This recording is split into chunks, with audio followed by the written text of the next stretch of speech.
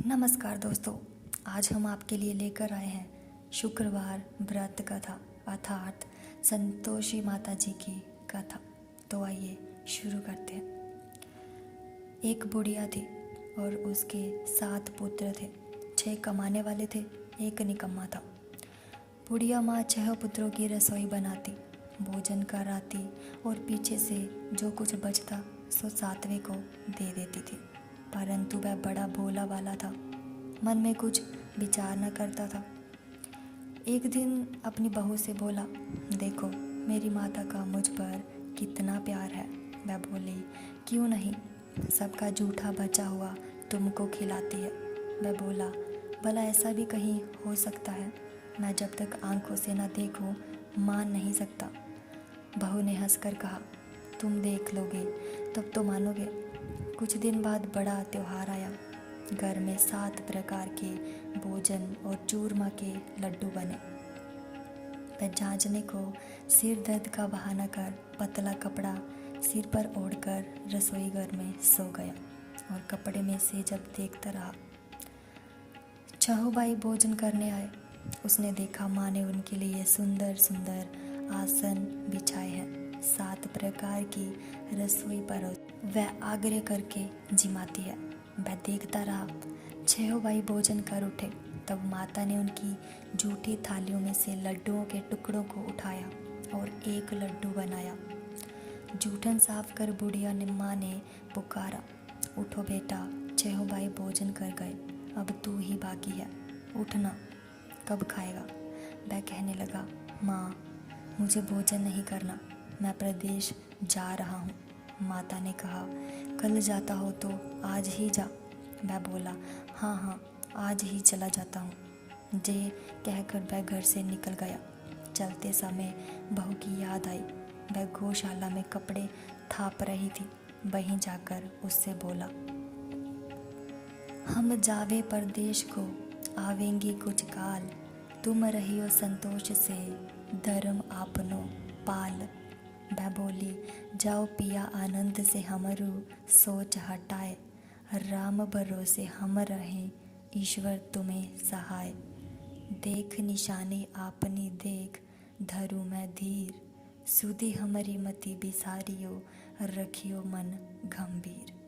वह बोला, मेरे पास तो कुछ नहीं, जे अंगूठी है सो ले और अपनी कुछ निशानी मुझे दे। वह बोली, मेरे पास क्या है, जे गोबर भरा हाथ है। जे कहकर उसकी पीठ में गोबर के हाथ की थाप मार दी। वह चल दिया। चलते चलते दूर देश में पहुंचा। वहां पर एक साहूकार की दुकान थी। वहां जाकर कहने लगा, भाई मुझे नौकरी पर रख लो। साहूकार को ज़रूरत थी, बोला, रह जा। लड़के ने पूछा, तनख्वाह क्या दोगे? साहूकार ने कहा, काम देख कर दाम मिलेंगे। साहूकार की नौकरी मिली। वह सवेरे 7 बजे से रात तक नौकरी पर जाने लगा। कुछ दिनों में दुकान का सारा लेन देन, हिसाब किताब, ग्राहकों को माल बेचना, सारा काम करने लगा। साहूकार के 7-8 नौकर थे। वे सब चक्कर खाने लगे कि ये तो बहुत होशियार बन गया है। सेठ ने भी काम देखा और 3 महीने में उसे आधे मुनाफे का साझीदार बना लिया। वह 12 वर्ष में ही नामी सेठ बन गया और मालिक सारा कारोबार उस पर छोड़कर बाहर चला गया। और बहू सास ससुरों से दुख देने लगे। सारी गृहस्थी का काम करके उसे लकड़ी लेने जंगल में भेज दे। इसी बीच घर की रोटियों के आटे से जो भूसी निकलती, उसकी रोटी बनाकर रख दी जाती और फूटे नारियल के खोपरे में पानी। इस तरह दिन बीतते रहे। एक दिन वह लकड़ी लेने जा रही थी कि रास्ते में बहुत सी स्त्रियां संतोषी माता का व्रत करती दिखाई दी।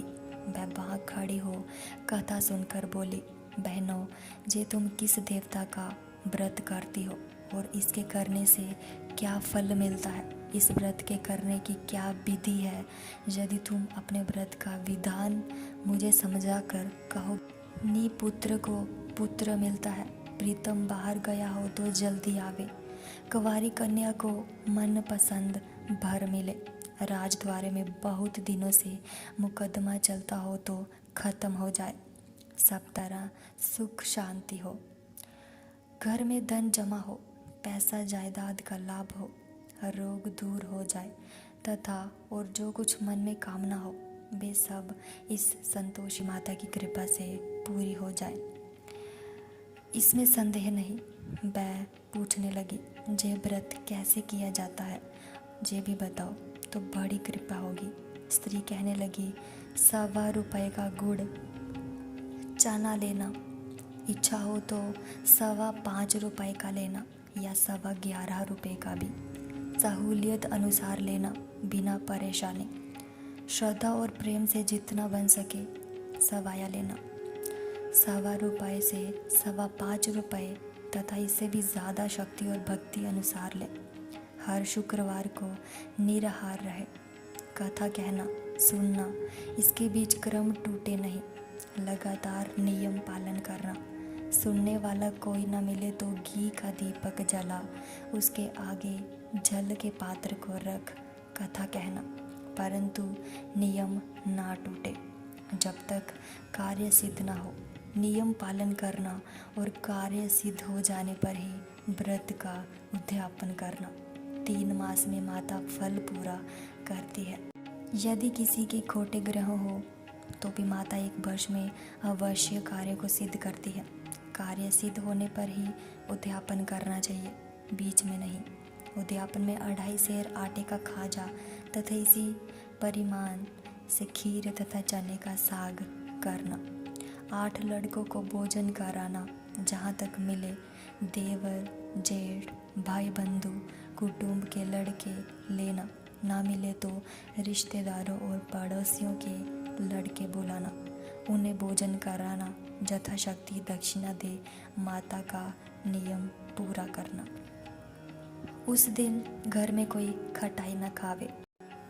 ये सुनकर बुढ़िया के लड़के की बहू चल दी, रास्ते में लकड़ी के बोझ को बेच दिया और उन पैसों से गुड़ चना ले माता के व्रत की तैयारी कर आगे चली और सामने मंदिर देख पूछने लगी, ये मंदिर किसका है? सब कहने लगे, संतोषी माता का मंदिर है। जे सुन माता के मंदिर में जा माता के चरणों में लौटने लगी, दीन होकर विनती करने लगी, माँ मैं निपट मूर्ख हूँ, व्रत के नियम कुछ नहीं जानती, मैं बहुत दुखी हूँ। हे माता जग जननी मेरा दुख दूर कर, मैं तेरी शरण में हूँ।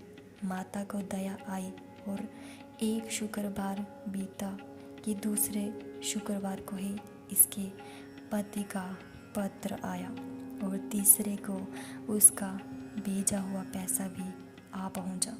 जे देख जेठानी मुंह सिकोड़ने लगी, इतने दिनों में पैसा आया, इसमें क्या बड़ाई है? लड़के ताने देने लगे।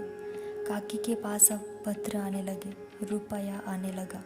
अब तो काकी की खातिर बढ़ेगी, अब तो काकी बुलाने से भी नहीं बोलेगी। बेचारी सरलता से कहती, भैया पत्र आवे रुपया आवे तो हम सब के लिए अच्छा है। ऐसा कहकर आंखों में आंसू भरकर संतोषी माता के मंदिर में आ मातेश्वरी के चरणों में गिरकर रोने लगी। माँ मैंने तुमसे पैसा नहीं मांगा, मुझे पैसे से क्या काम है? मुझे तो अपने सुहाग से काम है, मैं तो अपने स्वामी के दर्शन और सेवा मांगती हूँ। तब माता ने प्रसन्न होकर कहा, जा बेटी तेरा स्वामी आएगा। जे सुन खुशी से बावली हो घर में जा काम करने लगी। अब संतोषी माँ विचार करने लगी, इस बोली पुत्री से मैंने कह तो दिया तेरा पति आवेगा, पर आवेगा कहाँ से? वह तो स्वप्न में भी इसे याद नहीं करता, उसे याद दिलाने मुझे जाना पड़ेगा। इस तरह माता बुढ़िया के बेटे के पास जा स्वप्न में प्रकट हो कहने लगी, साहूकार के बेटे सोता है जा जागता है। वह बोला, माता सोता भी नहीं हूँ जागता भी नहीं हूँ, बीच में ही हूँ, कहो क्या आज्ञा है? माँ कहने लगी, तेरा घर बार कुछ है या नहीं? वह बोला, मेरा सब कुछ है। इतने में आवाज़ सुन उसका स्वामी बाहर आता है और अंगूठी देख व्याकुल हो गया। माँ से पूछता है, माँ ये कौन है? माँ कहती है, बेटा ये तेरी बहू है। आज 12 वर्ष हो गए तू जब से गया है, तब से सारे गांव में जानवर की तरह भटकती फिरती है। कामकाज घर का कुछ करती नहीं, 4 समय आकर खा जाती। अब तुझे देकर भूसी की रोटी और नारियल के खोपरे में पानी मांगती है। वह लज्जित हो बोला, ठीक है माँ, मैंने इसे भी देखा है और तुम्हें भी देखा है। अब मुझे दूसरे घर की ताली दो तो उसमें रहूं। तब माँ बोली, ठीक है बेटा, तेरी जैसी मर्जी, कहकर ताली का गुच्छा पटक दिया। उसने ताली ले दूसरे कमरे में जो तीसरी मंजिल के ऊपर था खोलकर सारा सामान जमाया। एक दिन में ही वहाँ राजा के महल जैसा ठाट बाट बन गया। अब क्या था, वे दोनों सुखपूर्वक रहने लगे। इतने में अगला शुक्रवार आया। बहू ने अपने पति से कहा कि मुझे माता का उद्यापन करना है। पति बोला, बहुत अच्छा, खुशी से करो। वह तुरंत ही उद्यापन की तैयारी करने लगी। जेठ के लड़कों को भोजन के लिए कहने लगी। उसने मंजूर किया, परंतु पीछे जेठानी अपने बच्चों को सिखलाती है, देखो रे, भोजन के समय सब लोग खटाई मांगना, जिससे उसका उद्यापन पूरा ना हो। लड़के जीमने आए, खीर पेट भर कर खाई, परंतु याद आते ही कहने लगे, हमें कुछ खटाई दो। खीर खाना हमें बाता नहीं देखकर रुचि होती है। बहू कहने लगी, खटाई किसी को नहीं दी जाएगी, ये तो संतोषी माता का प्रसाद है। लड़के तुरंत उठ खड़े हुए, बोले, पैसा लाओ। बोली बहू कुछ जानती नहीं थी, सो उन्हें पैसे दे दिए।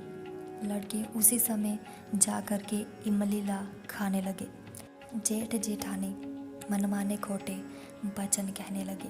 लूट लूट कर धन इकट्ठा कर लाया था, सो राजा के दूध पकड़ कर ले गए।